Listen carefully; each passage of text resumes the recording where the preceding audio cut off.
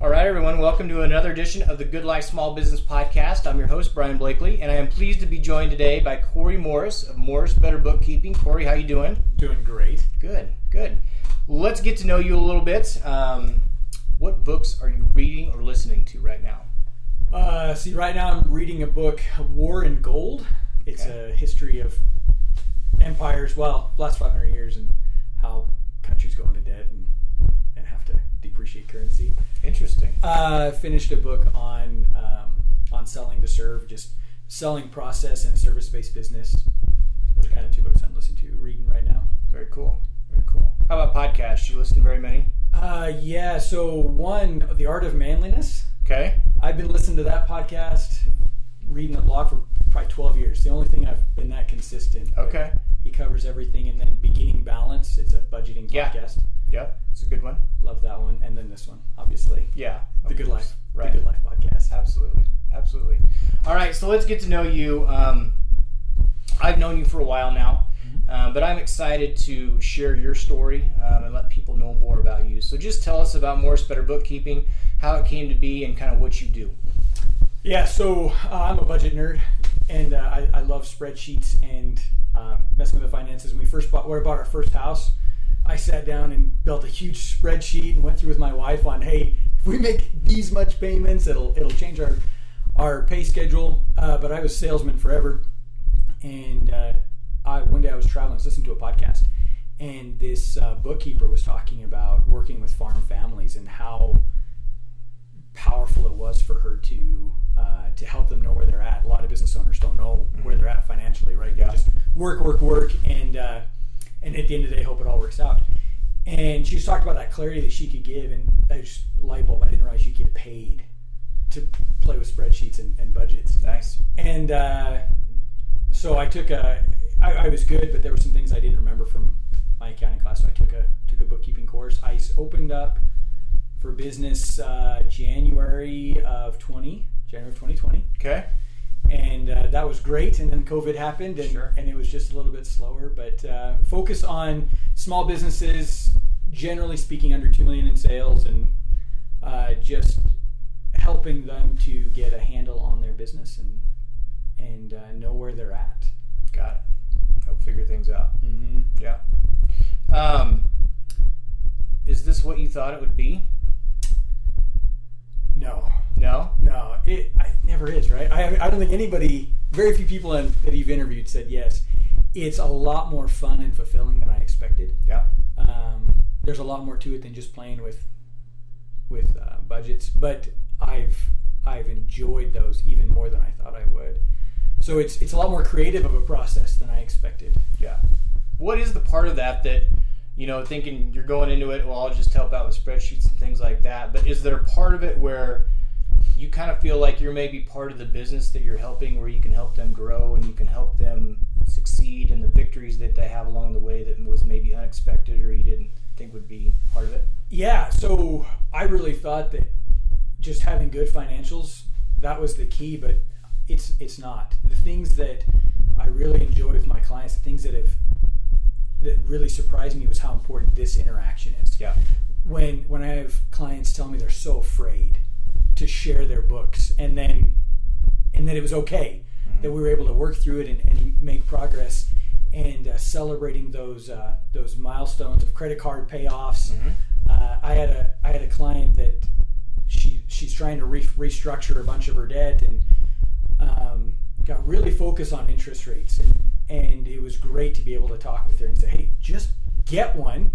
Your strength is in sales. Go out and get sales. Stop worrying about this. If you grow your sales like you're trying, the interest rate's pretty much irrelevant. And just such a huge relief for her. And I had a client that said that it was easier to cheat on her spouse than your bookkeeper, which was an eye-opener to me. And it's true. You do become embedded in that business and understand what's going on better than anybody else. There's I try to talk to my wife about my business, and she appreciates, she's supportive, but she doesn't understand it the same way as somebody who's in it. And so a lot of my clients, it's that you do become a partner just because nobody else understands the flows like you do. You can look successful to anybody else, but your bookkeeper knows really where you're what at. the truth is. Yeah. Yeah. So that was surprising to me. So what are some of the things, I guess, I asked the question, what do you wish you were better at? And we'll ask you later. But one of the things that comes up, it seems like it's marketing, the financial side, and there's usually one other aspect is maybe off the wall, but the financial side comes up. And I'm kind of the same way, where I want to go to work. I want to produce business. I don't want to necessarily worry about the financials. And so, I talk to people about, you want to just keep the doors open. You want to pay rent that month. That's what you're worried about. You're not necessarily worried if your QuickBooks is reconciled. But for someone that is maybe thinking about starting a business, what are some of the things from the very get-go, from a financial standpoint, from a bookkeeping standpoint, advice that you would give for them to at least keep in the back of their mind? Yeah. Number one, you're required by law to have financial records. Okay. It doesn't matter what format it's in, but you are required by law to have financial records, and it doesn't have to be as onerous as you think. Okay. You don't have to jump into QuickBooks. There's plenty of free software that will get you going. What I would say, if you're getting started off, the most important thing would be to keep it simple, and to just try to keep some kind of a record. If somebody comes to me with Excel spreadsheets that are simple but accurate, I can turn that into a financial system very, very quickly. If they come to me with a shoebox of receipts, it's a lot more expensive and a lot less fun for everybody. It's doing that really small thing up front. It just saves you so much money and time later. Just start recording it. And I'm going to talk a little bit more about that. Keep it simple, because we get inundated with credit cards, and there's just so many things that we got to be doing. And as a business owner, everybody wants to sell to you. And you have so many things that you're trying to track. Financially, make it stupid simple. Have a bank account, a debit card, and keep them separate. That alone will save you a ton of time. But just as simple as you can make it for as long as you can do that. Yeah. Because in the beginning, especially in the beginning, you have to get profitable as fast as possible. Don't waste time with complicated financials. Yeah, absolutely. And I think too, make sure, set up a separate bank account from your personal account. Make sure you got something for the business, because getting all that mixed together, it may be a little bit of a hassle to set up a separate bank account, and you may not have hardly anything to put into it, but just do it. Yeah, just do it. I think you'll appreciate it down the road. Talk about budgeting a little bit too, how important that is. You and I have talked about this, and you've got me working on a budget, which I found is really helpful, because if you've got money sitting there in the bank account, you think you have all these ideas that you can, move it somewhere, or you can buy something, or you can invest in something. But if you have a plan and a budget, you realize that that's already been allocated, and even though it's sitting there, it's technically used up. So just talk about even getting started, where there's shiny object syndrome, where, like you said, you can buy all sorts of different software, you can look at all these different things to make your business better, but how budgeting can really kind of lock in on what your goals are. Yeah, so budgeting has really a bad connotation. Everybody thinks about budgeting as this rigid, I'm going to put down a spreadsheet, I'm going to put down, here's my income, and here's all my expenses, and this is what it's going to be, and if it's different than that, I screwed up. And I hate that. I feel like that doesn't serve anybody well. Your budget really creates your guidelines. Your budget is how you say, this is what's most important to me. And how you spend your money demonstrates that. So when you put together a budget, the way we do it, and I use software called YNAB, youneedabudget.com. I absolutely love it, because that's the whole focus is, okay, I've got a pot of money. Most of us budget based off, so I worked for, this is a side story, but I worked for an apartment owner for a while, and very successful. We had 400 units that we were managing, and I asked him, what was my budget for fixing up apartments? And he said, well, if you have no vacancies and a lot of cash in the bank account, you can do lots of repairs. If you have high vacancies and high cash, you can do some repairs. If you have high vacancies and no cash, you can't do repairs.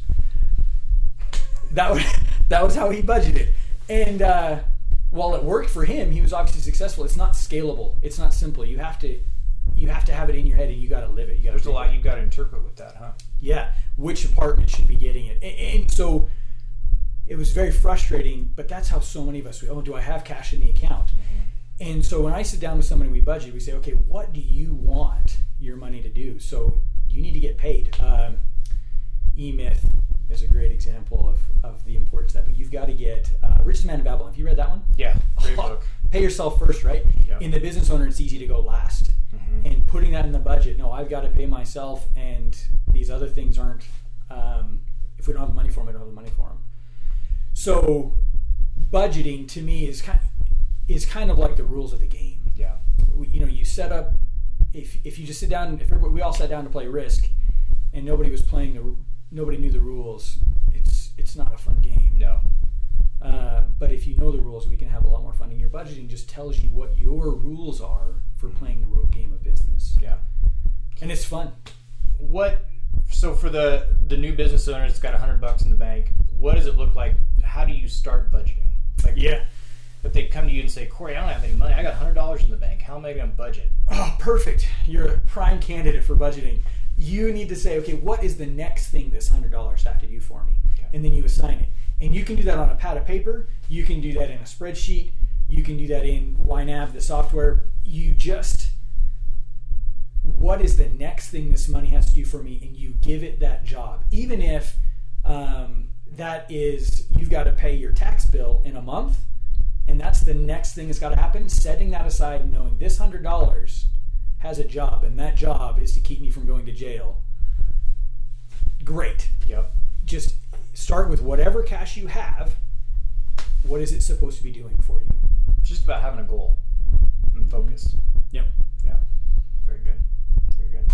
What about the business owner that has done a good job, has grown the business, but from a financial standpoint, maybe the books are a mess. There's 2 or 3 or 4 credit cards, or maybe a line of credit at the bank. Maybe they started out and they didn't have that separate account. How can Morris Better Bookkeeping come in and help them? First off, by being your accountability partner. Yeah. That's a big one. When you're the business owner, it kind of feels like the business is just your piggy bank. Yeah. And having somebody else that you know is looking at it and saying, hey, why are we doing that? Does a lot to fix that. And when I come in and say, hey, you have to break this up, and let's put together a plan for breaking this up, it changes that perspective, because you're going so many directions, and you just need somebody else to help create that plan for you. Yeah. Yeah, so we come in and we go through and look at how much needs to be cleaned up, and we can clean it up. There's no mess that's unfixable. Sure. The more complicated and the longer it's been going on, it can be more expensive. Mm-hmm. But in the grand scheme of things, the amount of money that you save by not having as much credit card fees, by not having the stress and the time, because if something breaks, the hours and hours that you spend trying to fix it, the amount of money you're spending paying the accountant where they're having to clean it up. Mm-hmm. And I had a guy, we looked at his financials, and he paid taxes on his PPP loan. Oh. He didn't get that written off because he didn't have good books, and so the amount of money that it was a big expense that, right. or it was a big income that he shouldn't have shown. So having good books will save you money. That first cleanup is kind of painful. Sure. But it feels really good on the other end. Absolutely. Well, and I can attest to that. So when we started working together, it was a little bit unnerving, I would say, to kind of pull back the curtain and let someone see kind of inside the books, and really, not that it was a mess, but it was definitely unorganized because it wasn't a focus for me. But I think that's one of the things too is, there's no judgment on your end. And I think it's probably the same with a lot of bookkeepers. They just want to help. Yeah. And no matter where you're at, you're going to have to take some time to work with your bookkeeper to help them out, but it's going to help you in the long run. You think about if your business is going to grow, and whether it's purchasing equipment, a new building, retail, whatever it's going to be, having your books in order is going to give you peace of mind, but it's also going to give you the confidence to know that you can go out and you can make those purchases if you need to. Absolutely. Absolutely. If you want to continue to deliver a high quality customer experience, or if you want to hire new people, or if you want to pay your people the best you can, you have to know where you're at. Yeah. And you have to know that you're not going to put the business under. If you want to take a vacation, or step away from the business or whatever, you have to know whether you can do that. A lot of business owners work harder than they have to because they don't know where they're at. But yeah, there's no judgment. And I think if you've grown a business to the fact that you have that you have to pay somebody to take care of your financials, that's awesome. That's a milestone. That's great. Yeah. Growing a business is hard. And when you think of I'm not going to say everybody, but almost everybody I meet with kind of beats themselves up because their books aren't perfect. Sure. It's like when you walk into somebody's house and they say, "Hey, I'm sorry about the mess," right? We all feel self-conscious about it, but you didn't know anything when you created your business, and you've had to learn all of it as you went. So this idea that somehow your books would be perfect, even though nothing else in your business was, is silly. We're all, if you were making an effort at it, you deserve a pat on the back and a Snickers bar. Yeah, absolutely. That's what you're here to help with. Mm-hmm. Yeah. What's one thing you wish you were better at with your business? Niching, actually, which kind of ties into marketing, but I'm just curious. I would be able to. I think I would have. I would be able to provide significantly more value, and I'd be able to scale a lot better if I really niched. But I just get excited about all the different kinds of businesses, and I like helping people, and so my business is just not as efficient as it could be. But I'm having lots of fun, so I guess it just balances out. Yeah, absolutely. And you take advantage of technology too. What are some of the ways that technology? Because you don't have a brick and mortar building. But what are some of the ways that technology has been an asset to you as far as what you can provide to your customers, how you can make things easier? Just talk about that a little bit. Yeah, so when I first started, that was kind of not being an in-house bookkeeper. People were concerned about that. Now, after COVID, it's a lot less of a concern. With me being remote, I can work whenever I need to work. Nobody has to shut down their business. So with a lot of QuickBooks desktop users, for instance, in order for the bookkeeper to do their work, they actually have to go to the site and be working there, or you have to stop working in your financials for a day or two while they get things taken care of. Because I'm remote and we use like a cloud-based software, I can work on it whenever I want, and it doesn't affect your workflows. That's one thing. Another thing is that with that remote, I go through every month and create a 5-minute, I call it 5-minute financials. And I'll give you an overview of your books in 5 minutes. Sometimes it's a little longer, but I'm really trying to get it under 5 minutes. That gives you an update on your business. And you don't have to take an hour to meet with me. You don't have to set aside that time because, frankly, most people don't care that much. They want to know that they're going the right direction. And they don't want to spend forever talking to the bookkeeper. You hit the high points. Yeah, and they know where they're at. If there's a problem, we sit down, we talk about it. So that's one thing. Another thing that I do is I encourage tools like Relay. It's a bank that I use. I encourage everybody to use because you can control the finance function of your business so much better. Banks are just not, modern banks haven't changed to the modern way we do business. And then I set up tools that make it easy for us to communicate and ask questions. I mean, you've experienced that. If I don't know what something is, you can jump in, you can say what it is, and it's fast. We're not emailing spreadsheets back and forth. So I try to make it as easy as possible for the client to communicate with me and get the answers they want, because at the end of the day, they don't really want me. Mm-hmm. They want the outcomes. They want the information. They want the action. Right. Yeah, the information. But it is kind of hard for some people to get over the fact that I'm not sitting there in their office. Yeah. That's Well, okay. that's kind of how you can niche too, maybe, is finding people that work well with you and work well with that side of it. I've enjoyed it. It seems like you're kind of tinkering with some different things every now and again, but you're just trying to make your business better, and so it's good. It's good. Thank you. I'm interested. Talk about the pandemic a little bit. So you started in January of 2020, but with your business structure, just talk about that time period of when things hit in March. You're trying to grow your business and build that. What was that like? Yeah, so I started the business as a side hustle. So I had a full-time job. I wasn't really worried about. I didn't need a lot of money really fast, and so I was able to take my time and be pickier and working with clients. It took me a while, probably 3-4 months to get my first client, and then probably another 6 months to get my next client. It was slow at the beginning. What really helped me was actually going to BNI and meeting with other business owners. That was a massive step change for me. Yeah. COVID overall was just helpful because people were much more willing to meet over Zoom with the bookkeeper. Yeah. And have those discussions. So the model you were setting up, while COVID was not great, it really kind of, the perspective that it gave to folks and the comfort level really helped out your business. Yeah. You start asking, why would I need the bookkeeper to walk into my office? Right. Yeah, exactly. Yeah, so that was good. I was glad when here in Nebraska we started relaxing that and we could do those in-person meetings, because like I said, that was where my business really took off, getting to know other business owners and being able to better articulate what they needed. Yeah. That was huge. Yeah. That was huge. So you're 3 years into it now, over 3 years into it now.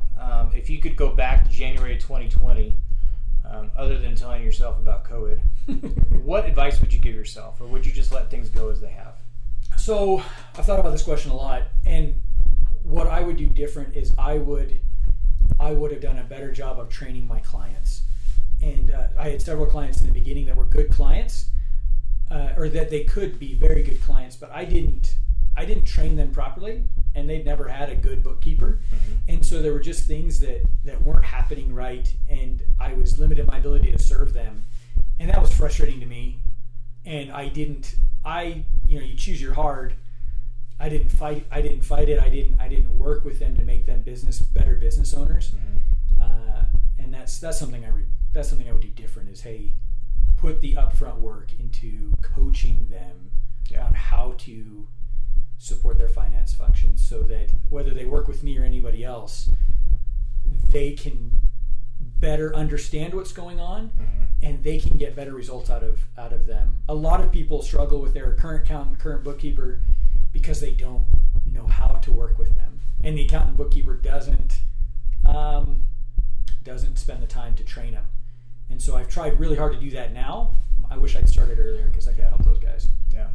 Talk about, now that you say that, explain for us the difference between a bookkeeper and an accountant. And for someone who thinks that the accountant can do what the bookkeeper does, or vice versa, explain the differences there and kind of how they work together. Yeah, so I'm not a CPA. I don't do taxes. That's the number one difference. Okay. Is when people are thinking about an accountant, what they're really thinking is CPA, generally speaking, in taxes. Okay. For the small business level. 100 years ago, actually, I've got a book. I'll grab it at the end because it's pretty cool. Control Yours is they handle my website. They interviewed you interviewed them, and it's great interview. I love those guys. But they sent me a book on 20th century bookkeeping. It's awesome. It's such an old how to do it. And when you look at 100 years ago, all of the bookkeeping, not even 100 years ago, but 100 years ago, all the bookkeeping done was by hand. And you had tons of people that were manually recording all of this stuff. Your accountant's job was to interpret all of those things and make sure that they were correct. And now with technology, QuickBooks, for instance, handles most of that on its own. That double entry accounting, QuickBooks does all that in the back end. You don't need an army of bookkeepers to do that. So the accountant bookkeeper role has really blurred quite a bit because there's really nothing as far as looking at financials and understanding what's going on that the accountant can do that I can't do, that I can't learn. But I don't do taxes. Right. So if you get into a bigger business, or if you're focusing on like legacy planning and some of that stuff, a lot of that stuff is pretty specific and has major ramifications. So that stuff, somebody who's trained in that kind of finance is good. But for the most bookkeeper, most small business owners, they don't need an accountant. What they need is somebody who can give them good financial advice, and your bookkeeper can do that. Got it. Okay. I think it's a good distinction, and that's something that I've learned by working with you, just kind of what the differences are there, and I think that's good for people that think that their accountant's going to do this for them or keep it organized. That's not necessarily the case. No, they tell you, they give you the end result. Right. And actually I want to clarify that a little bit, because when you think about hiring a bookkeeper, a lot of people are thinking $12, $15 an hour work, and that's not the kind of bookkeeper I am. I'm really more on that bookkeeping professional side, because in my personal opinion, paying somebody $10, $15 an hour to do that stuff it's not a waste, but it's poor use of finances, because as I said, the softwares take care of the vast majority of that. And so that's just not a high value thing. But if you're looking for somebody to do that, I fix a lot of that work. Yeah, got it. It's just get a good bookkeeping professional. You're not going to spend $15 an hour. It'll be more. Right. It makes a lot of sense. Yeah. So someone comes to you, and I'm going to make you. You need to give me two different answers here. Okay. Someone comes to you, and they're going to be starting a business. Yep. You can give me an answer on the financial side, what you would advise. But what would be advice that you would give them, just strictly from a business owner side? Oh, I kind of consider them. So they might be the same. Okay. From the business owner side, get profitable as fast as you can. So Sailor Scrimprint, you interviewed him, and Kyle talks about that regularly, that he started off with a box, right? And he manually did it. But because he focused on being profitable from the beginning, he's been able to do so much more with his business. You just don't have that weight of debt or of trying to hit those numbers. Your creativity, your ability to manage, your ability to pivot, just if you're profitable, the stress level is lower. Way lower. It's very different. You can focus on different parts of the business.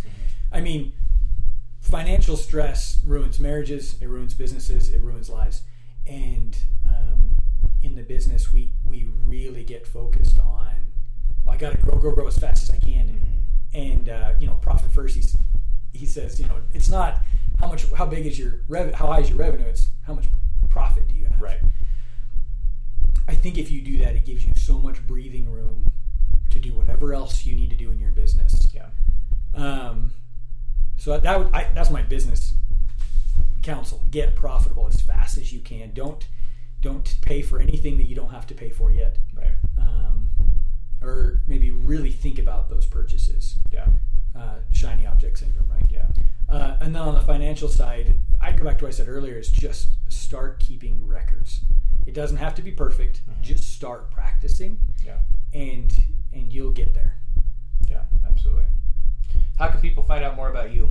I can go to my website, morrisbetterbookkeeping.com, and that's probably the easiest way to do it. I do have a Facebook page. I don't do hardly anything there. Okay. But that's a good place to. And they can reach out to you on the website. Yep, reach out to me on the website. Absolutely. Okay, and we'll have a link to the website in the show notes, so take care of that. I've been waiting to do this for a long time, so it's good to finally sit down, and I think the advice that you give is great. I think that, the financial side, there's a passion and excitement and all that when it comes to starting a business. And I don't think a lot of people put the emphasis on the financial side of it that they maybe need to, but I think all this information is good. And I think that for anyone that is in a position of, I'm too far gone on the financial side, there's too much you need to know there's help out there. There's a lot of people that can help and good people. So thank you for your time. I really appreciate it. Hey, you bet. It's been a pleasure.